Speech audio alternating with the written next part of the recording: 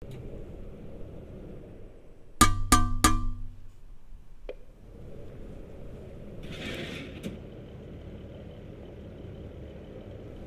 morning, Jock. You're probably wondering why you're in a Sprinter today, huh? Morning, George. Yeah, where's the pacer? Some idiot threw a brick at it earlier today, so we've got the Sprinter in as a replacement until it's fixed. It's fine. I've driven the 150/1 before, many times. Good. Now another thing, there's track maintenance this side of Stockton, so you won't be going to Hartlepool today. Unload passengers at Eaglescliffe so they can catch a replacement bus. Then go wait in the siding at Middlesbrough for the scheduled return journey at 12:16. I hear ya. Which siding am I stopping at Middlesbrough? It's all on the schedule. I know this is your first time driving this service, so what you need to know is that because it's a parliamentary service, you will be stopping at Teesside Airport station, next to Durham Tees Valley Airport. Yep, this airport station gets just 2 services a week. Anyway, you can start boarding at 11:06. See you when you get back. Thanks, George. See you later.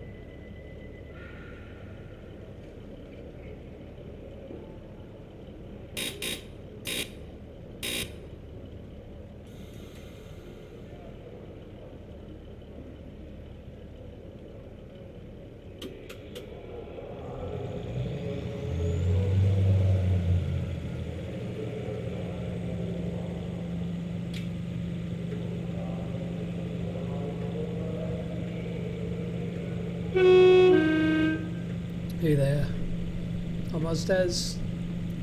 Today I'm pretending to be Jock. I'm driving the Class 150/1 on a service that I suspect it does not normally do. Nice rainy day. Normally it would be a pacer which does a Sunday service from Darlington to Hartlepool and return. To be totally honest with you, I had initially created this scenario with a pacer. I can't remember if it was the Armstrong Powerhouse pacer or the Dovetail Games Riviera Line one, but it was annoying the heck out of me every time I drove it.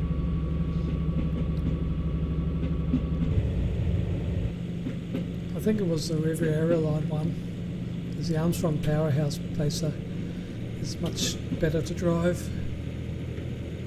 I remember when I first got the Riviera Line route, I drove all the pacer scenarios in a row in order to get the Steam achievement.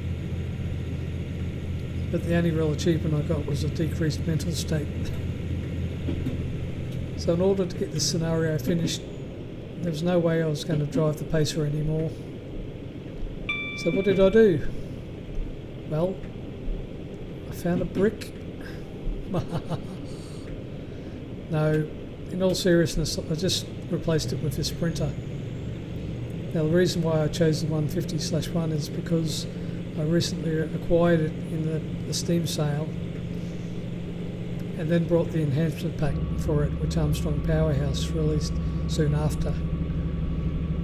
I thought it would be good to create a scenario that's a little bit different to any others out there.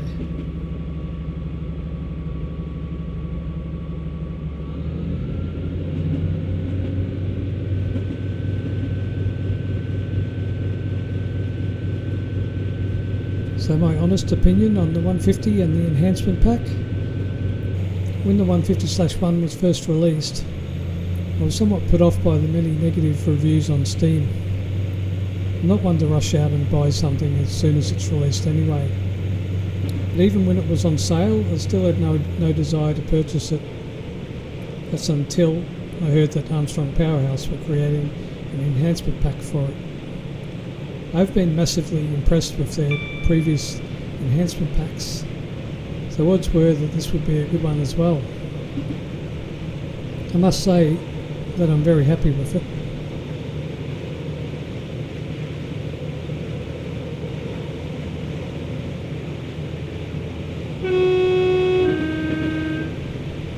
Recently Alan Thompson did a 0 to 60 test with the 150/1 without the enhanced physics, and it did it in 30 seconds. To give you some idea of how unrealistic that is, according to the performance section in Rail Express magazine, the fastest timed EMU, the Class 395 Javelin, does 0 to 60 in 38 seconds. The fastest DMU is the Class 220 Voyager at 53 seconds. Although they have not timed the 150 Sprinter yet, the closest thing to it, the Class 153, does 0 to 60 in 156 seconds. That's 2 minutes, 36 seconds. So you can understand why everyone was up in arms over the physics of the Class 150, which Dovetail Games released. With the enhancement pack, there's no way you're going to win a race over a quarter mile with one of these, which is much more realistic. It has a wheel slip protection built in as well, plus realistic characteristics of the hydraulic transmission. You'll notice as we drive this route that it is a bit sluggish, which is realistic, and I like it.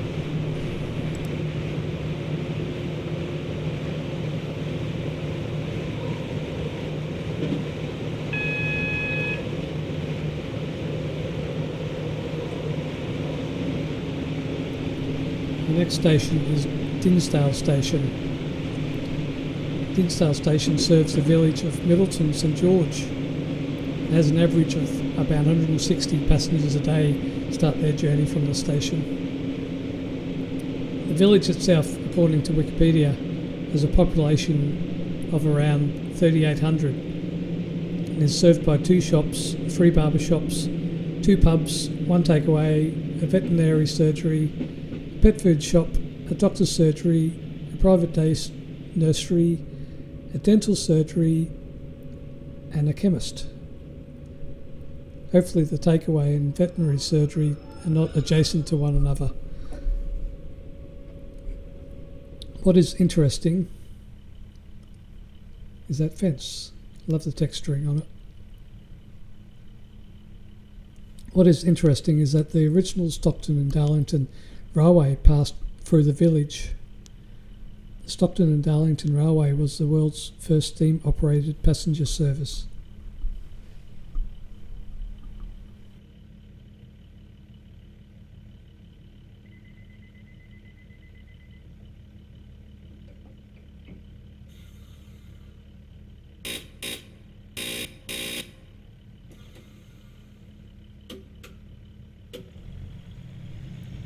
That's Dinsdale.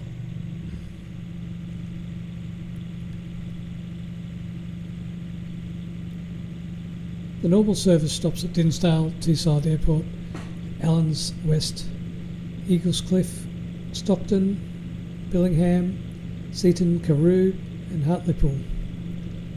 This route on Train Simulator does not include the last 4 stations, which makes creating a scenario for it slightly difficult.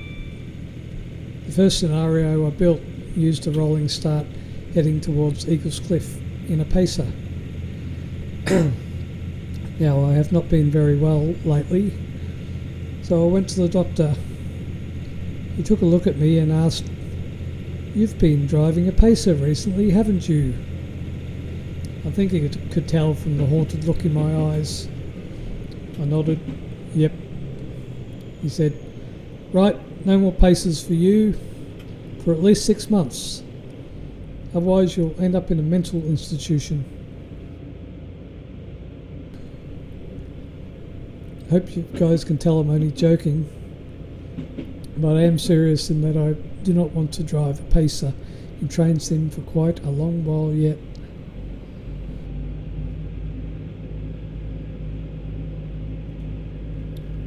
Our next stop is Teesside Airport Station for Durham Tees Valley Airport. This station was opened in 1971, but whoever designed it to be 1 mile from the airport must have rocks for brains. It has had the distinction of being Britain's least used station in the past. People found the buses more convenient until the buses stopped. It just amazes me that they still keep it open.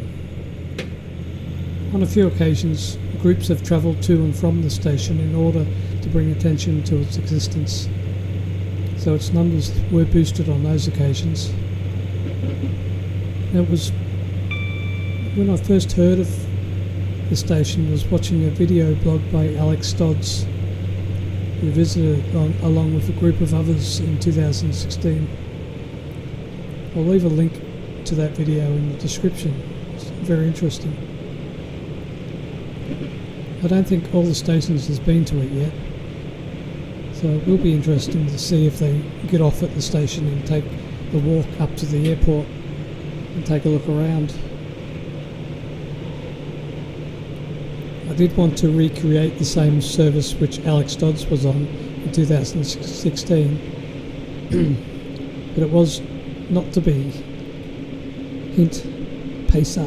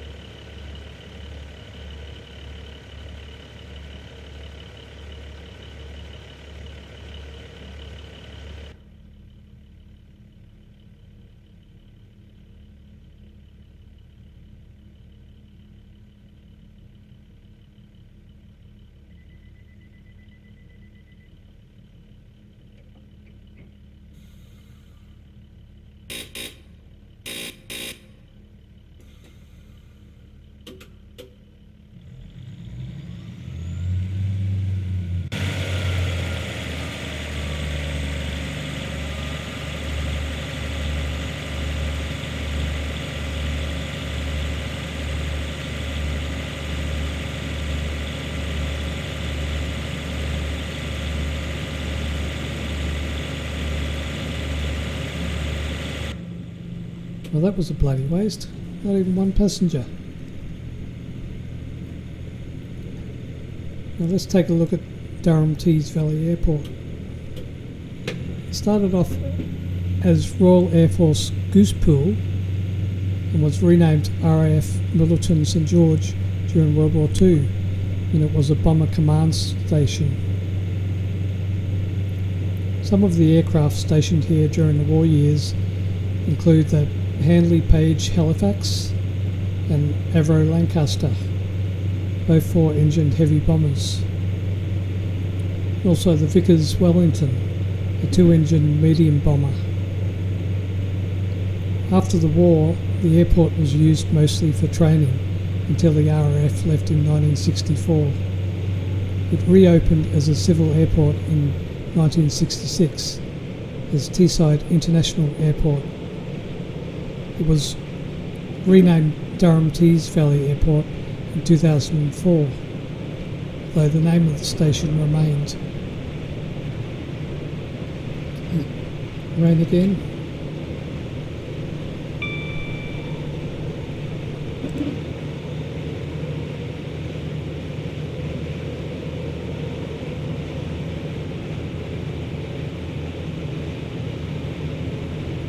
If any of you guys are wondering about this route, it is the East Coast Mainline Newcastle to York enhanced version by DPS. Available on the workshop, also on the DPS website, which I'll put a link to in the description.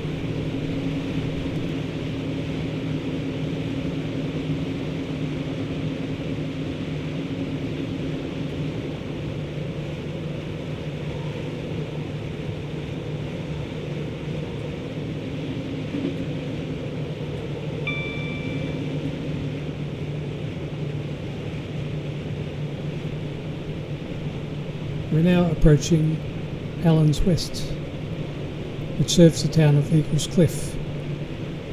Network Rail upgraded the level crossing in 2013 from half barriers to full barriers with obstacle detection. That would be them there, I guess. This reminds me of something one of my favourite authors, Bill Bryson, said in his recent book, The Road to Little Dribbling. He was in France at a coastal resort when he was hit on the head by an automatic parking barrier. Bill said there are really only two ways to get hit on the head by a parking barrier. One is to stand underneath it and let it fall on you on purpose.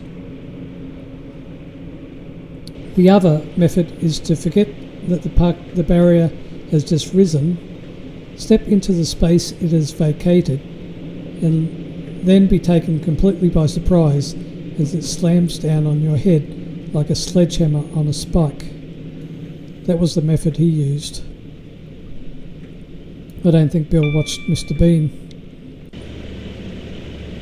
Otherwise, he would have realised that parking barriers are vicious things and should always be respected.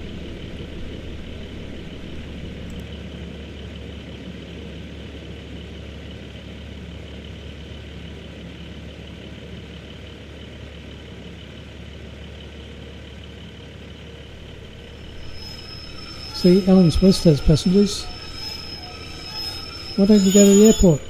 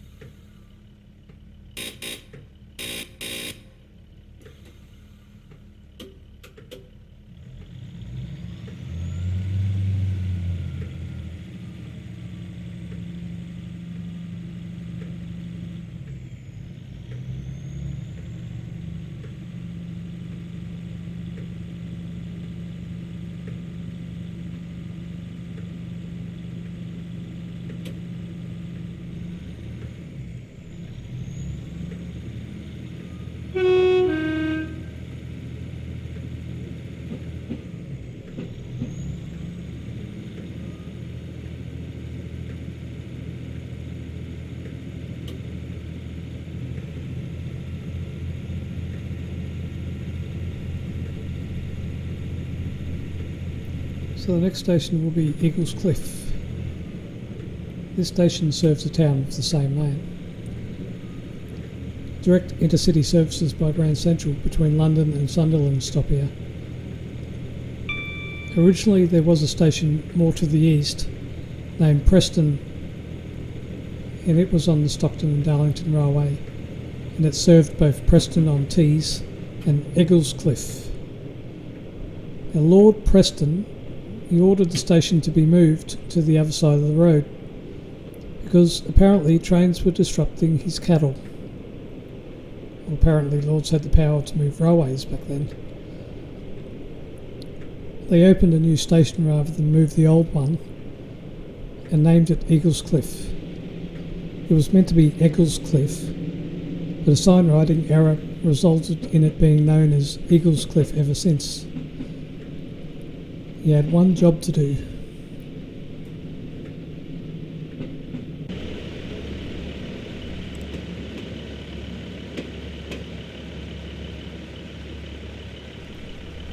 There's those replacement buses over there. Okay, everyone off. Don't want to see anyone getting on. I better stop first. Don't get off yet. Okay, everyone off now.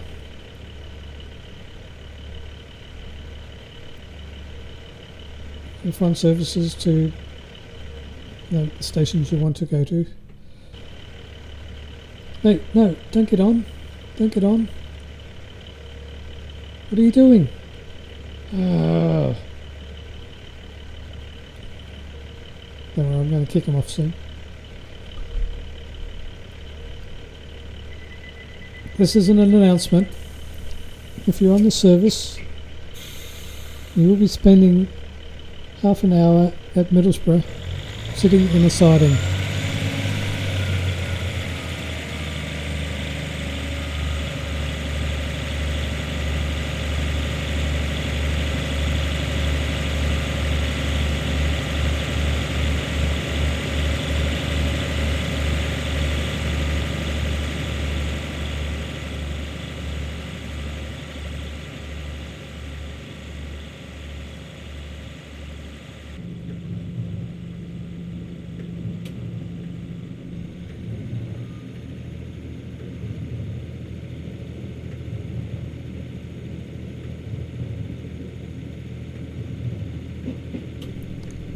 I did pick up a number of routes and locos in the recent Steam sale,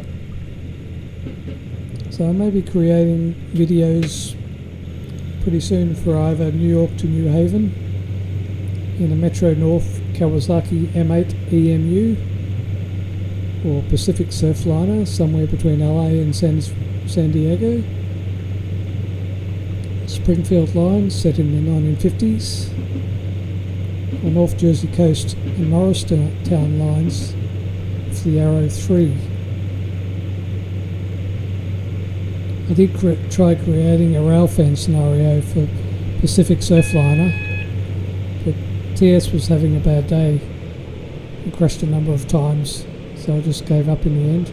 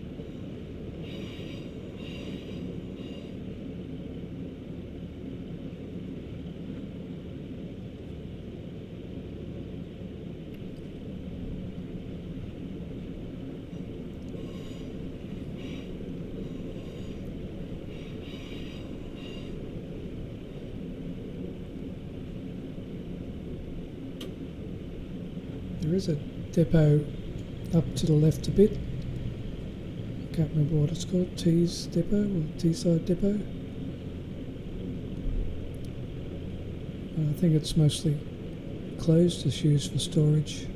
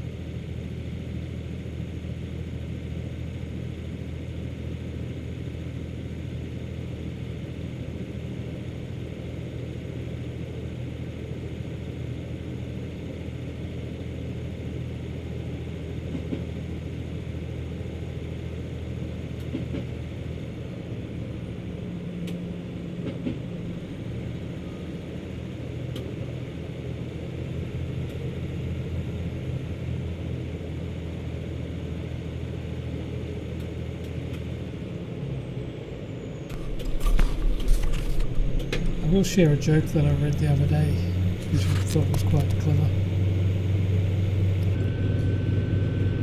Mark Twain once encountered a friend at the races who said, "I'm broke. I wish you could buy me a ticket back to town." Twain said, "Well, I'm pretty broke myself, but I'll tell you what to do. You hide under my seat and I'll cover you with my legs." It was agreed, and Twain went to the ticket office and bought 2 tickets. When the train was underway and the supposed stowaway was snug under the seat, the conductor came by and Twain gave him the 2 tickets. "Where is the other passenger?" asked the conductor. Twain tapped on his forehead and said in a loud voice, "That is my friend's ticket. He is a little eccentric and likes to ride under the seat." Maybe you can try the same trick on one of your friends one day.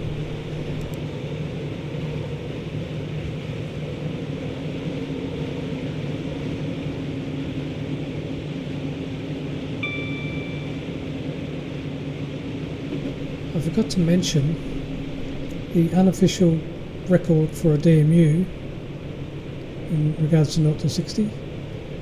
It is a pacer being pushed off a cliff. Sorry, pacer fans, if there are any.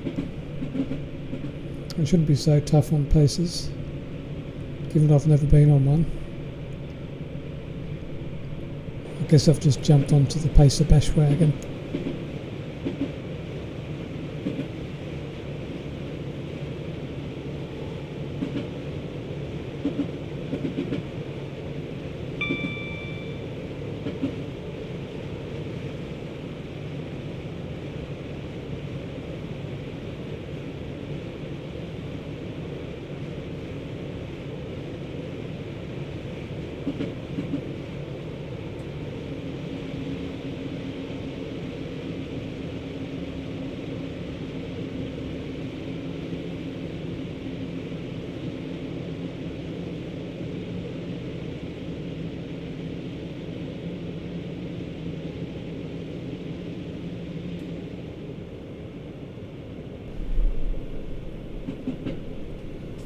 So we're going to be pulling into Middlesbrough soon. I'm going to drop the guard off at platform 2 and then we'll pull into the west siding. Jock will have his lunch and then he'll return to Darlington.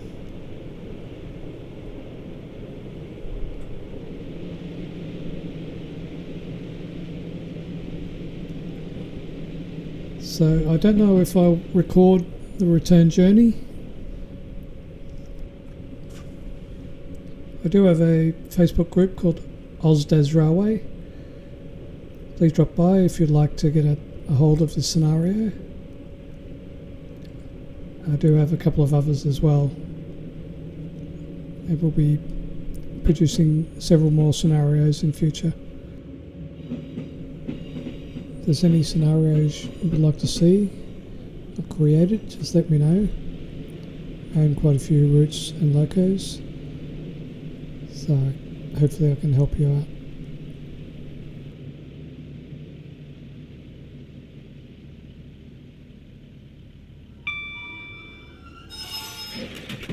Okay, let's shut down here while the guard gets off. Turn all the lights and stuff off. Put the brake on. Reverser off. Switch to the other cab.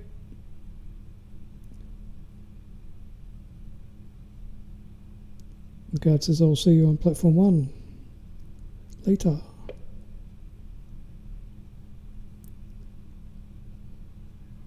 Okay, we're down in the other cab. Switch all the lights on. Reverser on. AWS warning off. Brake off. And let's pull into the siding.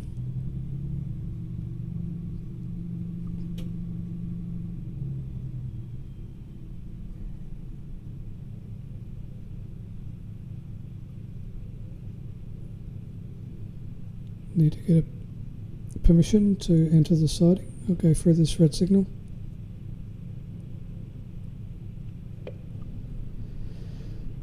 So anyway guys, hope you enjoyed this little video. I will always try to get to do more transim videos from now on, but easier said than done. So I'm not always feeling well, and work takes up a lot of my time as well. I have just had faster internet installed, so it should give me decent upload speeds. Beforehand, one of my other videos took 13 hours to upload, which is just crazy. I'll put a note in the comments on how long this one took to upload with the faster speeds, to give you some indication.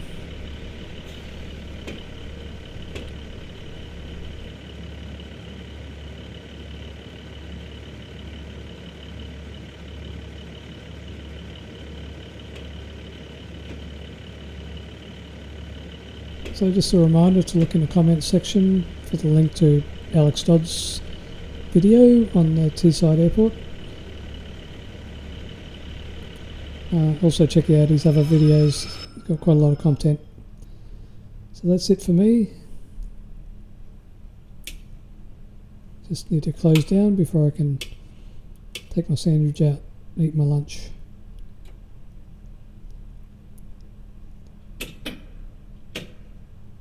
See you guys later.